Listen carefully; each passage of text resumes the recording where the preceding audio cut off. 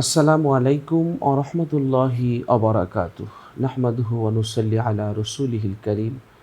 আম্মা বা'দ। ফাআউযু বিল্লাহি মিনাশ শাইতানির রাজীম। বিসমিল্লাহির রহমানির রহিম। ওয়া আহাল্লাল্লাহুল বাই'a ওয়া হাররামার রিবা। সাদাকাল্লাহুল আযীম। ওয়া নাহনু আলা যালিকা মিনাশ শাহিদিন ওয়াশ শাকিরিন। আলহামদুলিল্লাহি রাব্বিল আলামিন। সুপ্রিয় দর্শক শ্রোতা, সকলকে আন্তরিক প্রীতি ও শুভেচ্ছা জানাচ্ছি আলোকিত প্রতিদিন অনুষ্ঠান থেকে। দর্শক, আজ অতিথি হিসেবে আমাদের সাথে আছেন বাংলাদেশ সচিবালয়ের কেন্দ্রীয় জামে মসজিদের সম্মানিত ইমাম ও খতিব, বিশিষ্ট ইসলামী চিন্তাবিদ মুফতি ওমর ফারুক কুতুবী। আসসালামু আলাইকুম ওয়া রাহমাতুল্লাহি ওয়া বারাকাতুহু। ওয়ালাইকুম আসসালাম ওয়া রাহমাতুল্লাহি ওয়া বারাকাতুহু। মোহতারাম, কেমন আছেন? আলহামদুলিল্লাহ, আল্লাহ পাক ভালো রেখেছেন। আপনি কেমন আছেন? আলহামদুলিল্লাহ, ভালো আছি। দর্শক, আজ আমরা যে বিষয়টি নিয়ে কথা বলবো সেটি হচ্ছে সমাজে প্রচলিত সুদী লেনদেন। আমরা সূচনা লগ্নে যে আয়াত পড়েছি সেখানে আল্লাহ বলেছেন, তোমাদের জন্য সুদকে হারাম করেছি এবং ব্যবসাকে হালাল করেছি। তো আমাদের সুদ হলো এমন একটা জিনিস যেটা আমাদের সম্পদের, আমাদের বরকত নিয়ে যায়। সুদের প্রধান দুই প্রকারের, একটি হলো রিবা নাসিয়া।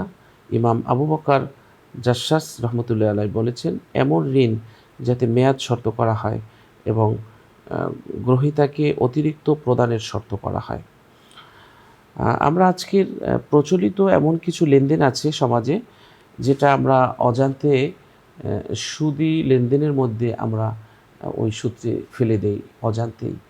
তো আমরা যদি জানতে পারি যে আসলে লেনদেনটা কখন সুদী হয় এবং সুদের মধ্যে জড়ায়, তাহলে আমরা এ থেকে বেঁচে থাকতে পারবো ইনশাআল্লাহ।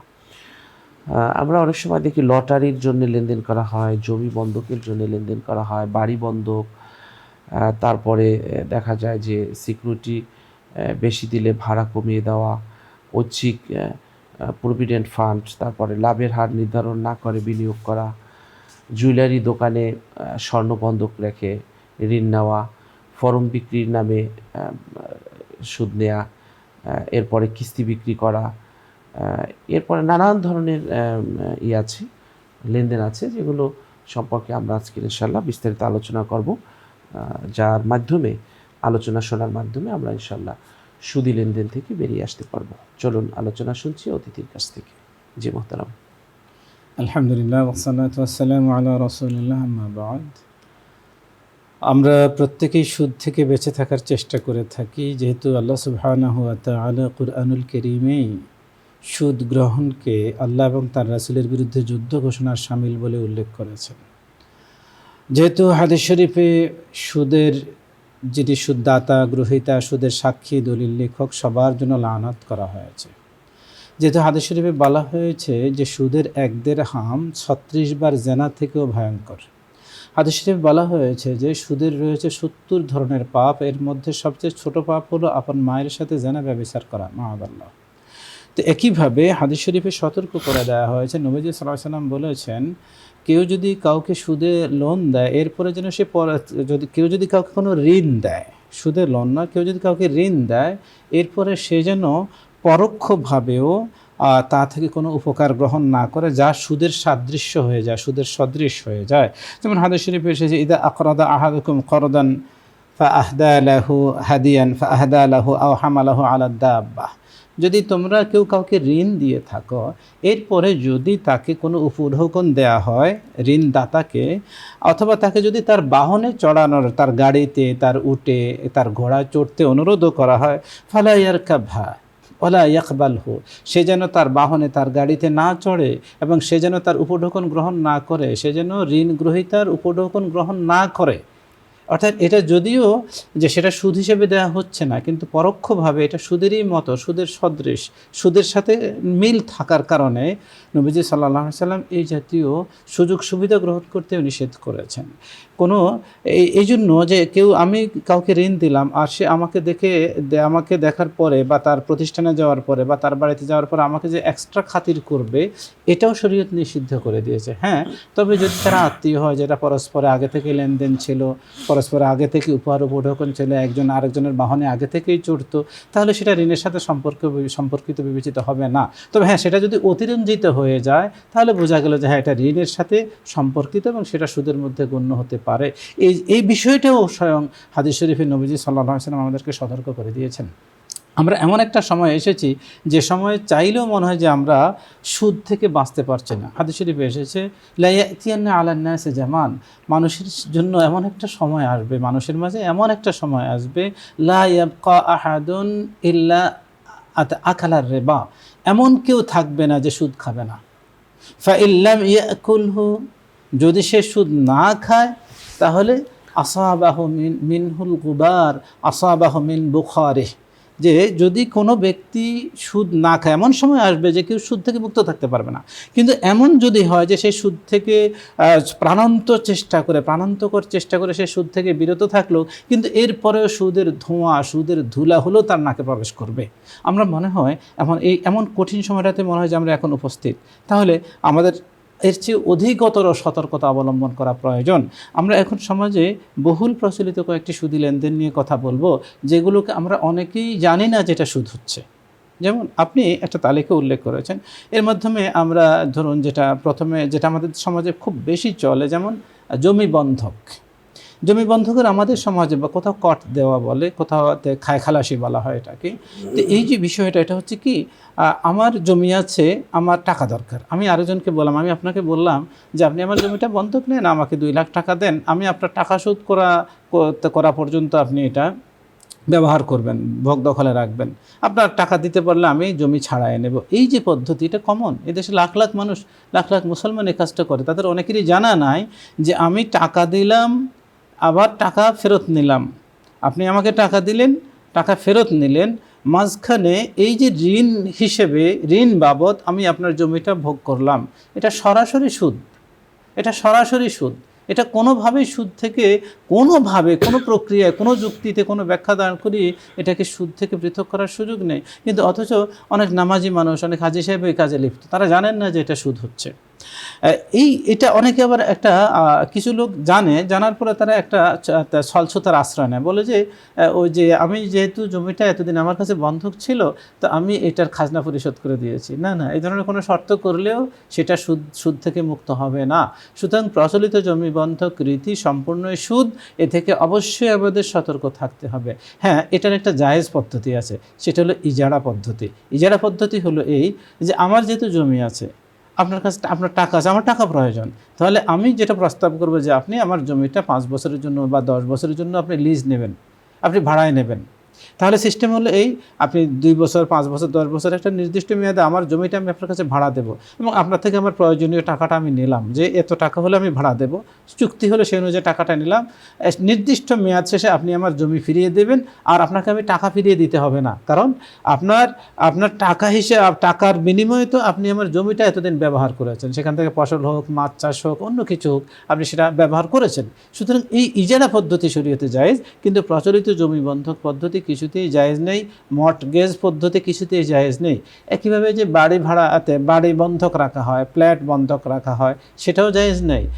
আমাদের সমাজে এভাবে চালু হয়েছে যে কেউ 10 লাখ টাকা ঋণ নিল কারোর থেকে, আর এর বিনিময়ে একটা দোকান তাকে দিয়ে দিল যে আমি টাকা পরিশোধ না করা পর্যন্ত এই দোকানের ভাড়া আপনি খাবেন, অথবা আপনি নিজে ব্যবসা করবেন, অথবা আমি টাকা পরিশোধ না করা পর্যন্ত আপনি আমার এই ফ্ল্যাটে বসবাস করবেন, আপনাকে কোনো ভাড়া দিতে হবে না। এটা সরাসরি ঠিক জমি বন্ধকির মতোই একটা বন্ধকি প্রক্রিয়া, যেটা সরাসরি সুদ। কোনোভাবেই কোনো ব্যাখ্যা দাঁড় করিয়ে, কোনো যুক্তিতে এটাকে সুদ থেকে পৃথক করার সুযোগ নেই, অথচ আমাদের সমাজে অহরহ হচ্ছে। আমাদের এই বিষয়টা খুব বেশি সতর্ক থাকা প্রয়োজন। আরেকটা বিষয় আপনি আলোচনায় এনেছেন, সেটা হলো যে আমরা অনেক সময় ব্যবসায় বিনিয়োগ করি। আমাদের সমাজে অনেক মানুষ খুবই সতর্ক যে আমরা সুদ খাবো না, সুদ দেব না, কিন্তু তারা জানেন না যে তার এই চুক্তিটাও কিন্তু সুদ ভিত্তিক চুক্তি হয়ে যাচ্ছে। যেমন কেউ একজন দোকানদার, একজন ব্যবসায়ী এসে বললো যে আমাকে 10 লাখ টাকা দেন, 5 লাখ টাকা দেন, আমি এটা ব্যবসায় খাটাবো। তিনি ভাবলেন যে ব্যবসা তো জায়েজ, আহাল্লাহুল বাইআ ওয়া হারামার রিবা, আল্লাহ ব্যবসাকে তো হালাল করেছেন, সুদকে হারাম করেছেন, সুতরাং আমি ব্যবসায় বিনিয়োগ করতে তো কোনো সমস্যা নেই। তিনি কি করলেন, তিনি 10 লাখ টাকা ব্যবসায়ীকে দিয়ে দিলেন, আর ব্যবসায়ী তাকে কখনো চুক্তি থাকে, কখনো চুক্তিহীন, কখনো চুক্তি থাকে যে আমি আপনাকে মাসে 10,000 করে দেবো, 5,000 করে দেবো। তো ওই ব্যক্তি নিচ্ছেন আর তিনি ধারণা করছেন যে এটা হালাল হচ্ছে, এটা সুদ হচ্ছে না, মাআদাল্লাহ এটা সরাসরি সুদ। কারণ হলো আপনি টাকা দিয়েছেন, আপনার টাকা যথাস্থানে বহাল আছে, আর আপনি সেটা থেকে যে মুনাফা নিচ্ছেন এটা সরাসরি সুদ হচ্ছে, এটা কিছুতে জায়েজ হচ্ছে না। আবার কেউ কেউ আরেকটু সতর্ক আছেন যারা ইমানের ক্ষেত্রে, আমলের ক্ষেত্রে, তারা বললেন যে না, এভাবে চুক্তি করে নিলে তো সেটা জায়েজ হবে না, সুদ হয়ে যাবে। তো তখন কী করা হয়, তখন ব্যবসায়ীও সতর্ক না, সুদে যেন না, সুদের পর্যায়ে যাতে না যায়। তো তারা কী করলেন যে আপনি 10 লাখ টাকা ব্যবসায়ী নিলেন, আর তিনি বললেন যে যখন লাভ যেমন হয় তখন কোনো মাসে 5,000 পাবেন, কোনো মাসে 10,000 পাবেন, কোনো মাসে 3,000 পাবেন, এভাবে কম বেশ হতে পারে। তখন আমরা মনে করি যে এটা জায়েজ হয়ে গেছে। না, এটাও জায়েজ হয়নি, এটাও সুদ, এটাও সুদ। আমার 10 লাখ টাকা বহাল আছে, এর বিপরীতে আপনি কোনো মাসে 3,000 দিলেন, কোনো মাসে 5,000 দিলেন, কোনো মাসে 10,000 দিলেন, এটাও সুদ, সম্পূর্ণরূপে সুদ। কোনো যুক্তি, কোনো ব্যাখ্যা দাঁড় করিয়ে এটাকে সুদ থেকে পৃথক করার সুযোগ নেই। হ্যাঁ, এইটার একটা জায়েজ পদ্ধতি হলো এই, জায়েজ পদ্ধতি কি?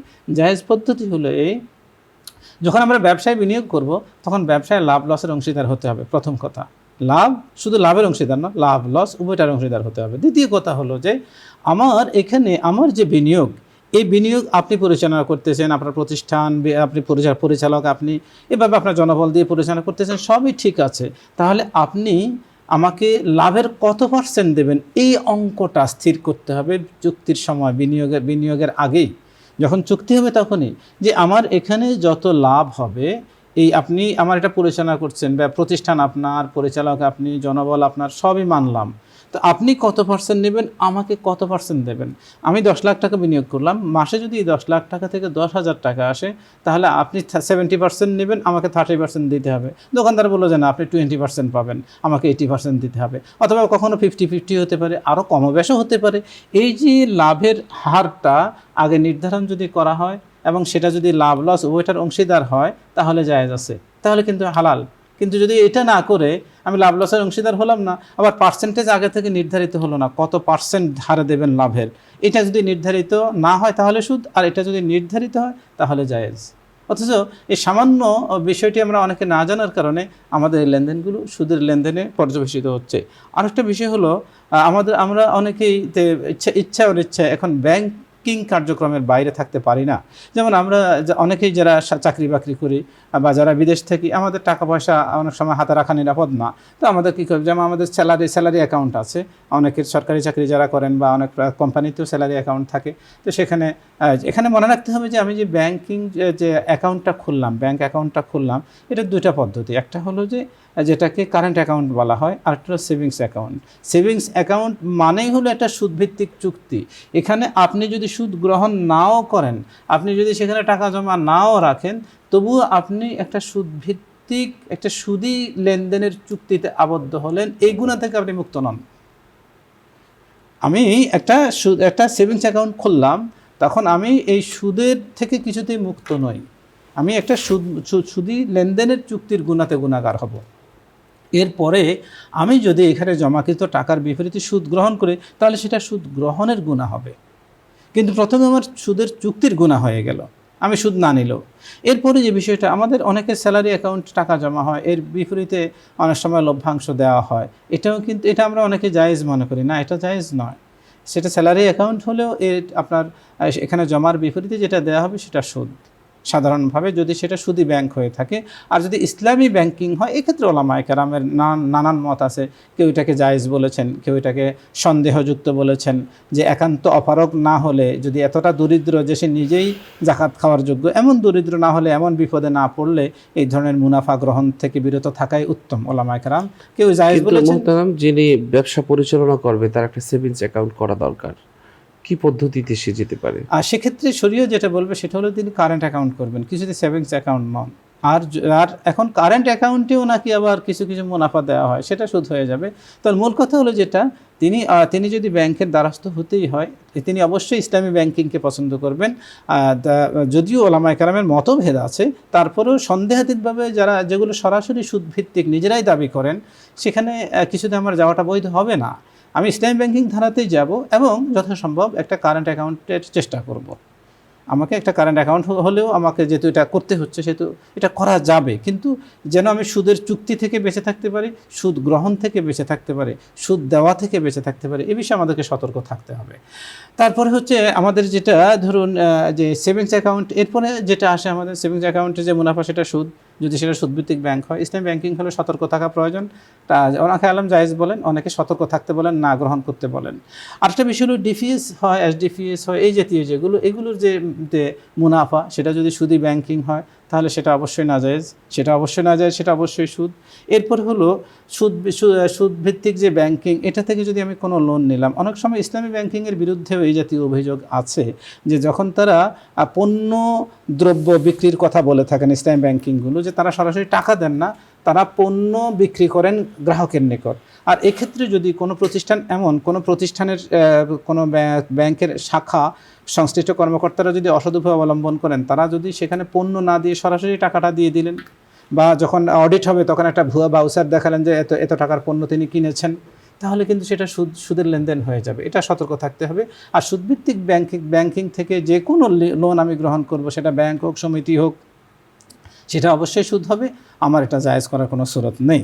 এরপরে যে বিষয়টা আমরা বলবো যে প্রাইজ বন্ড, সরকারি প্রাইজ বন্ড আছে, যেখানে এই বন্ড সরকারিভাবে লটারি হয়, বিভিন্ন লোককে যারা পুরস্কৃত করা হয়। আসলে এটা পুরোপুরি সুদভিত্তিক। এর শরীয়তে কোনোভাবেই প্রাইজ বন্ডকে জায়েজ করার সুযোগ নেই, কোনো অপশন নেই। প্রাইজ বন্ডের প্রচলিত পদ্ধতি সম্পূর্ণরূপে সুদভিত্তিক। সুতরাং আমাদের বিশেষ করে যারা সরকারি চাকরিজীবী করেন, তারা অনেকেই চাকরি শেষে যখন পিআরএলে যান বা তারা যখন অবসরে যান, অনেকেই সরকারিভাবে বন্ড, বিভিন্ন সরকার বন্ড কিনে থাকেন, প্রাইজ বন্ড। আবার সরকারি বেসরকারি বিভিন্ন ধরনের বন্ডের সিস্টেম রয়েছে। এই সব ধরনের বন্ডই কিন্তু সুদভিত্তিক বন্ড। আমাদেরকে এগুলো থেকে নিরাপদ দূরত্ব বজায় রাখতে হবে। আরেকটা বিষয় হলো ক্রেডিট কার্ডের যে ঝামেলাগুলো। এখন ক্রেডিট কার্ড মূলত বৈধ, তবে ক্রেডিট কার্ডের চুক্তিটা সুদভিত্তিক চুক্তি। সেটা হলো এই যে আপনি যদি ক্রেডিট কার্ড ব্যবহার করে আপনি অগ্রিম কেনাকাটা করতে পারছেন, কিন্তু আপনাকে শর্ত দেওয়া থাকে আপনি যদি নির্দিষ্ট সময়ের মধ্যে ঋণ পরিশোধ না করেন তাহলে আপনাকে সুদ দিতে হবে। তাহলে চুক্তিটা একটা সুদভিত্তিক চুক্তি হয়ে গেল। এর গুণা থেকে কিন্তু আমি মুক্ত নই। এরপরে হলো হ্যাঁ, যদি আমি যথাসময়ে পরিশোধ করে দেই তাহলে কিন্তু সেখানে সুদ আমাকে দিতে হচ্ছে না, এই গুণা থেকে আমি বাঁচতে পারলাম। কিন্তু অনেকের পক্ষে সেটা সম্ভব হয় না। আমাদের এই যে ধরুন একইভাবে দেখা যাচ্ছে, এই যে আমাদের কারেন্ট বিল আসলে আমার 1000 টাকা, কিন্তু আমি যদি যথাসময়ে কারেন্ট বিলটা শোধ না করলাম তাহলে আমার কি হলো, আমাকে অতিরিক্ত নেওয়া হচ্ছে, এটা সুদ হচ্ছে, আমাকে অতিরিক্ত দিতে হচ্ছে। তাহলে আমাকে কারেন্ট বিল যথাসময়ে পরিশোধ করে দিতে হবে। বিলম্বজনিত যেই আমাকে অর্থটা দিতে হচ্ছে, এটা সুদ হচ্ছে। সুতরাং আমাকে এই ক্ষেত্রেও সতর্কতা, যে কোনো বিলের ক্ষেত্রে, যে কোনো আর্থিক লেনদেনের ক্ষেত্রে যদি এই জাতীয় শর্ত থাকে যে বিলম্ব মাসুল দিতে হবে, যদি আপনি বিলম্ব করেন চুক্তি বা কিস্তি পরিশোধের ক্ষেত্রে, তাহলে আপনাকে জরিমানাগ্রস্ত করা হবে। কোনোভাবে এটা শরিয়া অনুমোদনযোগ্য নয়, এমনকি অনেক শিক্ষা প্রতিষ্ঠান ছাত্রদেরকে জরিমানা করে, আর্থিক জরিমানা শরীয়তে জায়েজ নয়। এরপর হলো যে আপনি যদি আর্থিক লেনদেন সংশ্লিষ্ট হয়ে থাকে তাহলে সেটা সুদ হয়ে যাবে। যদি সেখানে বিলম্বজনিত কারণে কোনো ফি আমাকে অতিরিক্ত দিতে হয়, এক কিস্তি অতিরিক্ত দিতে হয়, বা নির্দিষ্ট হারে আমাকে বিলম্ব ফি দিতে হয়, বিলম্ব মাসুল দিতে হয়, সেটা সরাসরি সুদ। আমি হয়তোবা সুদ গ্রহণ করছি না, আমি সুদ দিচ্ছি।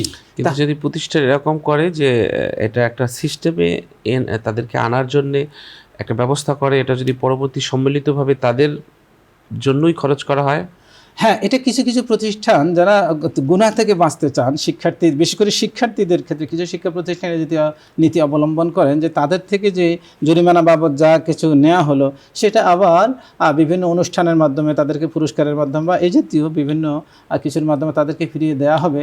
এটা কিছুটা সতর্কতামূলক হলেও এটা জায়েজ নয়। কারণ হচ্ছে আপনি প্রথমত একজন ব্যক্তির সম্পদ নিয়ে নিলেন অবৈধ প্রক্রিয়ায়, জরিমানা বৈধ নয়। দ্বিতীয় হলো, আপনি যখন পুরস্কার দিতে যাবেন বা একটা খেলার আয়োজন করলেন, একটা কুইজের আয়োজন করলেন, একটা সাংস্কৃতিক প্রতিযোগিতার আয়োজন করলেন, সেখানে সবাই তো পুরস্কার পাচ্ছে না, বরং তাহলে এটা সুদের দিকে চলে যাবে। যে আপনি তাদের থেকে ঋণ নিলেন আর এখন কাউকে বেশি দিচ্ছেন, যাদেরকে বেশি দিচ্ছেন তার সেটা সুদ হয়ে যাচ্ছে। যেমন আমাদের সমাজে প্রচলিত লটারিতে দুই ধরনের গুনাহ, একটা হলো জুয়ার গুনাহ আর একটা হলো সুদের গুনাহ। আমরা ধরুন এই যে রেড ক্রিসেন্টের লটারি হোক বা অন্য কোনো লটারি হোক, এই যে লটারিতে 10 টাকা করে নেওয়া হলো, তো দেখা গেল যে যারা বিনিয়োগ করলেন সবাই কিন্তু তাদের টাকা ফেরত পাচ্ছে না, পাচ্ছেন অল্প কয়েকজনে। এবং তাহলে এটা হচ্ছে কি, এটা জুয়া। অল্প কয়েকজনে পাচ্ছেন, লাখ লাখ মানুষ বিনিয়োগ করলে পাচ্ছেন অল্প কয়েকজন, এটা জুয়া। দ্বিতীয় হলো যে এখানে আমি ঋণ দিলাম 10 টাকা কিন্তু আমি পেলাম 10 লাখ টাকা, আমি ঋণ দিলাম 10 টাকা পেলাম 3 লাখ টাকা, এটা সুদ, আমার ঋণের বিপরীতে সুদ। তাহলে প্রচলিত লটারিগুলোতে দুই ধরনের গুণা, একটা হলো জুয়ার হারাম গুণা, আর একটা হলো সুদের হারাম গুণা।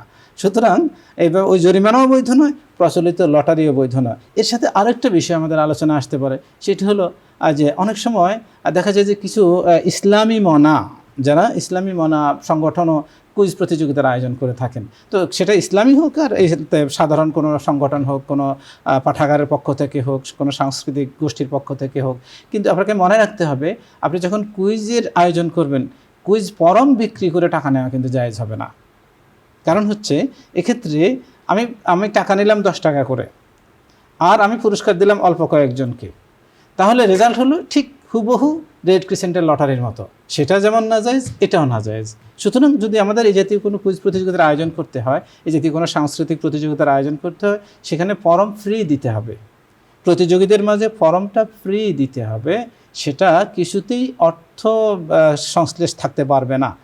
এটা এক্ষেত্রে আরেকটা হলো যে অনেক সমিতি সংগঠন মানুষদেরকে সুদমুক্ত ঋণের কথা বলে থাকেন। অবশ্যই সুদমুক্ত হতে হবে, আমাদের সমাজে কর্জে হাসানার ব্যাপক প্রচলন করতে হবে, সুদ থেকে আমাদের নিরাপদ দূরত্ব বজায় রাখতে হবে। কিন্তু কথা হচ্ছে সুদমুক্ত ঋণের নামে সেখানে কিন্তু ফরম কিনতে হয়। কোনো আর্থিক লেনদেনের জন্য ফরম আলাদা বিক্রি করা যাবে না, সেটা ফ্রি দিতে হবে। এখন এমনও হয় যদি আপনি ঋণ নেবেন 5 লাখ টাকা, তাহলে আপনাকে কিনতে হবে 1000 টাকার ফরম। আপনি ঋণ নেবেন 2 লাখ টাকা, আপনাকে কিনতে হবে 500 টাকার ফরম।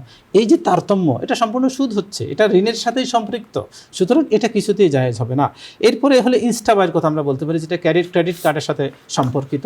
ইনস্টাবাই, আপনি বিভিন্ন প্রতিষ্ঠান দেখা গেল যে এদেরকে এই ক্রেডিট কার্ড ব্যবহার করে লেনদেনের সুযোগ করে দিচ্ছে, সেখানে একই ঝামেলা। সেটা হলো যে আপনি যদি যথাসময়ে ঋণ পরিশোধ করতে না পারেন, তাহলে আপনার থেকে কিন্তু সেটা আপনাকে অতিরিক্ত চার্জ দিতে হচ্ছে এবং সেটা সুদ হবে। এরপরে হলো যত ধরনের লোন প্রক্রিয়া আছে, আমরা লোনের কথা বলেছি, এমনকি অনেক সময় স্টুডেন্ট লোন, আমাদের যারা কোমলমতি শিক্ষার্থী আছেন তাদের ভবিষ্যতের কথা চিন্তা করে বিভিন্ন ব্যাংক, বীমা সমিতি তারা এই জাতীয় আয়োজন করে থাকে। আবার বিমার প্রসঙ্গ আমরা বলি যে বিমায় যে উদ্বৃত্ত অর্থ, সেটা ওলামায়ে কেরাম জায়েজ বলেন না, প্রচলিত বিমা পদ্ধতি জায়েজ নয়। কিছু ইসলামী বিমার কথা বলা হচ্ছে, সেগুলো কতটুকু সঠিক আমার জানা নেই, কতটুকু শরিয়াসম্মত। এরপরে হচ্ছে যেটা স্টুডেন্ট লোন নামে যেটা করা হয় থাকে, লোন যে নামেই হোক না কেন, সেটা বয়স্করা গ্রহণ করুন আর অপ্রাপ্তবয়স্করা গ্রহণ করুন, সেটা শিক্ষার জন্য গ্রহণ করুন আর চিকিৎসার জন্য গ্রহণ করুন, লোনই বিবেচিত হবে, ঋণ বিবেচিত হবে। এই ঋণের বিপরীতে আপনি যদি ঋণ গ্রহণ করেন আর অতিরিক্ত প্রদান করেন, তাহলে সেটা সুদ। আর আপনি যদি ঋণ দিয়ে থাকেন আর অতিরিক্ত গ্রহণ করে থাকেন, তাহলে সেটা সুদ।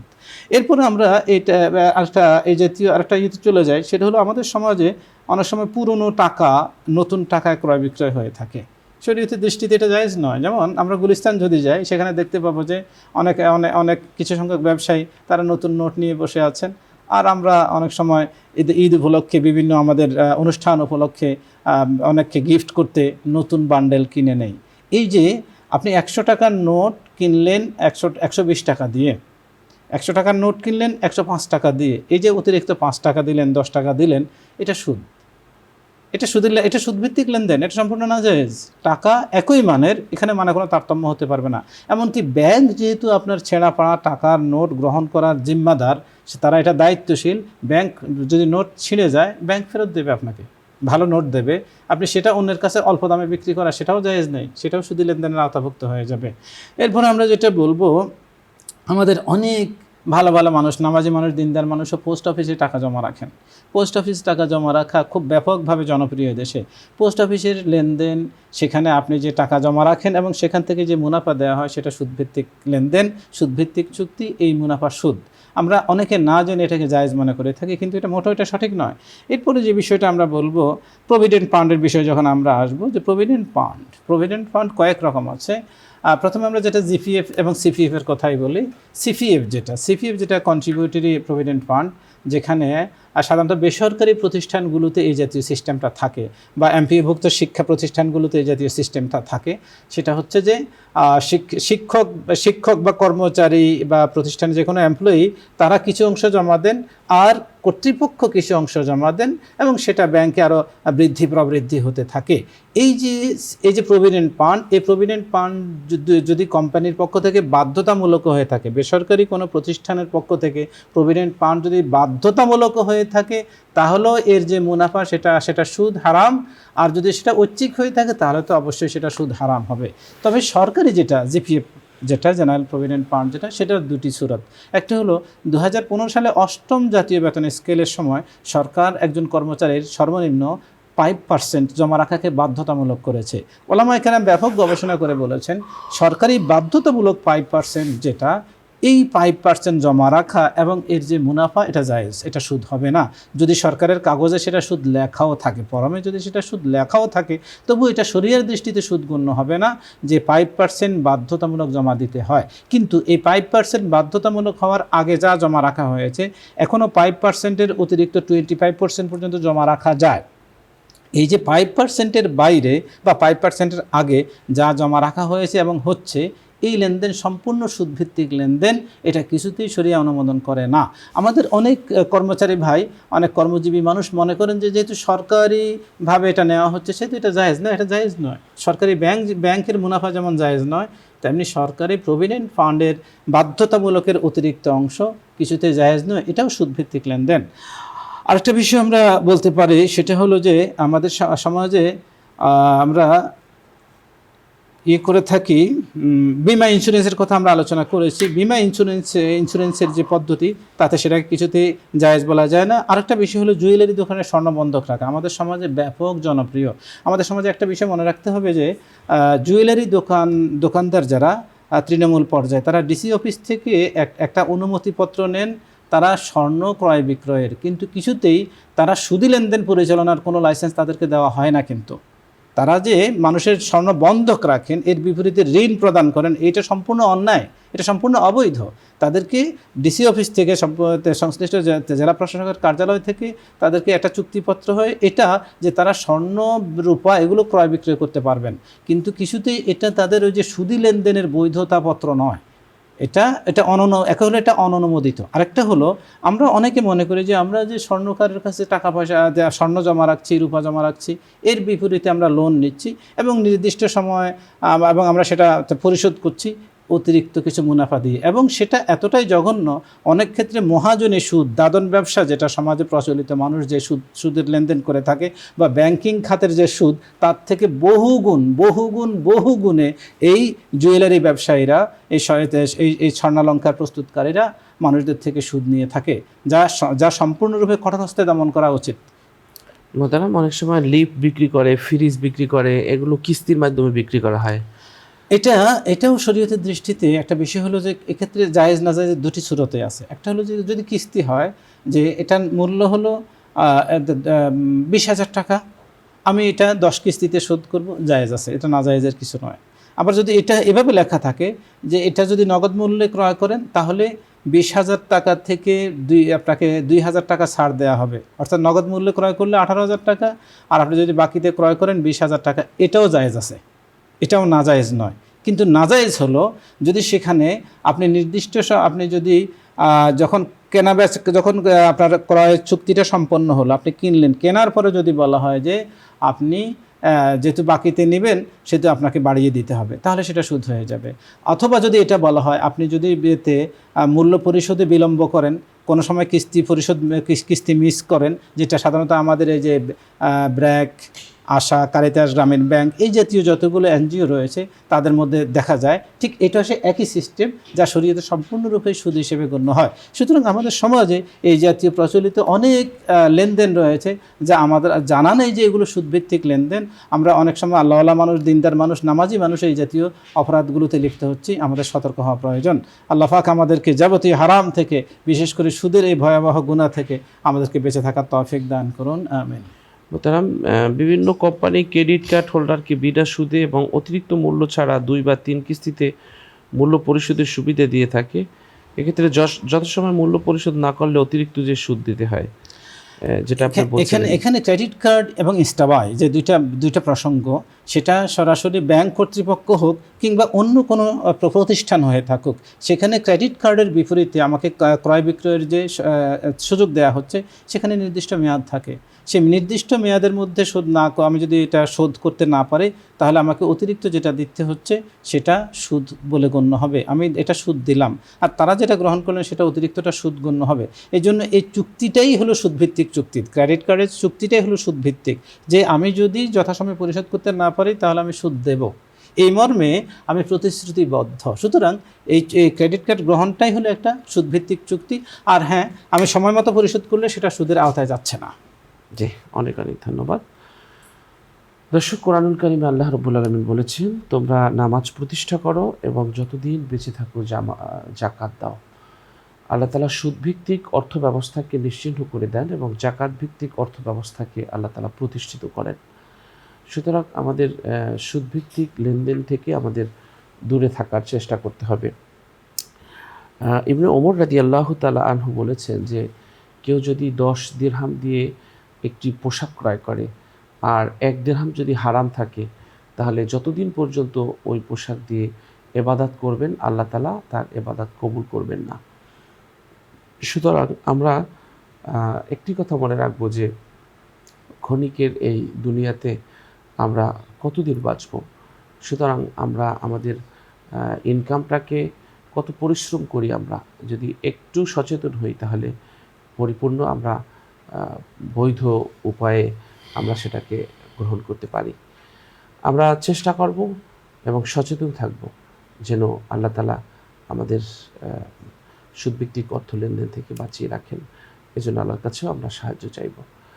আর আমরা আল্লাহর কাছে সবসময় প্রার্থনা করব যে, আল্লাহ তাআলা আমাদের সকলকে আপনি সামর্থ্য বাড়িয়ে দিন, যেন আমাদের সুদভিত্তিক অর্থ ব্যবস্থার দিকে যেতে না হয়। পৃথিবীতে অনেক বড় বড় মাল্টিন্যাশনাল কোম্পানি আছে যারা বিলীন হয়ে গেছে, অর্থাৎ সুদে বিলীন হয়ে গেছে, কিন্তু সুদ রক্ষা করতে পারেনি তাকে। আবার এমন প্রতিষ্ঠান আছে খুব ক্ষুদ্র থেকে অনেক বড় হয়েছে। এর মানে এটা নয় যে সুদ ছাড়া কিছু প্রতিষ্ঠিত হতে পারে না, এমনটি নয়। বরং আল্লাহ তাআলা জাকাত ভিত্তিক অর্থ ব্যবস্থাকে সুপ্রতিষ্ঠিত করেন। আমাদের জানতে হবে, মানতে হবে, বুঝতে হবে। আল্লাহ তৌফিক দান করুন। দর্শক, আমরা অনুষ্ঠানের এই পর্যায়ে একটি মোনাজাত করব। আপনারা যে যেখান থেকে আমাদের এই অনুষ্ঠান দেখছেন, আপনারাও চাইলে আমাদের সাথে মোনাজাতে শরীক হতে পারবেন।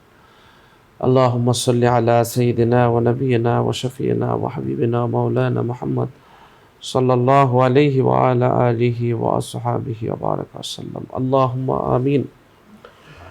ربنا ظلمنا أنفسنا وإن لم تغفر لنا وترحمنا لنكونن من الخاسرين। আল্লাহ তাআলা আপনি হাকিম, মহাজ্ঞানী, সাহায্যকারী, অভিযোগ অনুমোদনকারী। আপনি রব্বুল আলামিন, জীবনের মালিক, মরণের মালিক, হায়াতের মালিক, রিজিকের মালিক। আল্লাহ তাআলা সব দরজা ছেড়ে আপনার শাহী দরবারে ভিখারির মতো, কাঙ্গালের মতো, ফকিরের মতো, অভাবী, দুর্বল, গুনাহকারী, সিয়াকারী, খাতাকারী, অসহায় হাত তুলেছি। আপনি আমাদের জিন্দেগীর সমস্ত গুনাহ খাতা মাফ করে দিন। রাতে করেছি, দিনে করেছি, শয়তানের ধোঁকায় পড়ে, প্রকাশ্যে করেছি, গোপনে করেছি, যত ধরনের গুনাহ করেছি, আল্লাহ তাআলা সবগুলো গুনাহ খাতা আপনি মাফ করে দিন। জীবনের সব গুনার উপরে আপনার ক্ষমার কলম দিয়ে দাগ বসিয়ে দিন। আল্লাহ তাআলা জীবনে যেন কখনো সুদী লেনদেনের সাথে সম্পৃক্ত না হই, সেই ব্যবস্থা আপনি করে দিন। যারা আমরা সম্পৃক্ত হয়ে গেছি, আল্লাহ অতি দ্রুত সেখান থেকে বের হওয়ার ব্যবস্থা আপনি করে দিন। আল্লাহ তাআলা আমাদের রিজিকে আপনি বারাকা দান করুন। আল্লাহ তাআলা রিজিককে সংকোচিত করিয়েন না, রিজিকের দুয়ার প্রশস্ত করে দিন। হালাল রিজিক ভোগ করার, অন্বেষণ করার তৌফিক আপনি দান করুন। আল্লাহ তাআলা আমাদের এই অনুষ্ঠানকে কবুল করে নিন, অনুষ্ঠানকে আপনি মঞ্জুর করে নিন। আমাদের সন্তানাদি যা কিছু দিয়েছেন আল্লাহ আদর্শ মানুষ হিসেবে কবুল করে নিন। সুবহান রাব্বিকা রব্বিল ইজ্জাতি আম্মা ইয়াসিফুন ওয়া সালামুন আলাল মুরসালিন ওয়ালহামদুলিল্লাহি রাব্বিল আলামিন। দর্শক, আমরা আজ এখানেই শেষ করছি। আল্লাহ হাফিজ। আসসালামু আলাইকুম ওয়া রাহমাতুল্লাহি ওয়া বারাকাতুহু।